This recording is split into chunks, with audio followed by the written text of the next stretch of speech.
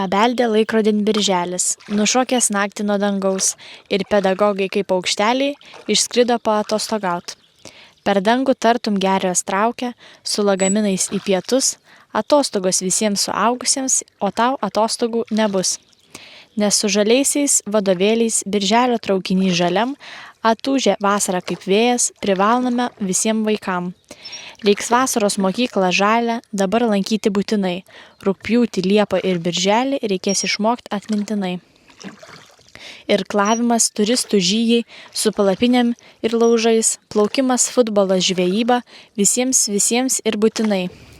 Prie vandenų, žalios pušynos, laikys egzaminus visi, jau kepa pažymiai kaip blynai, ant pievos mėlyni žali. Kur kaip klaustukas upės vingis, jeigu nušokti kas išdrys, be parašiutų nuo tramplyno, tam upė 5 rašys. Jeigu sutikęs skruzdėlytę, tu jai pirmasis kelią duosi, nes ji mažytė, o tu tik svečias jos namuos.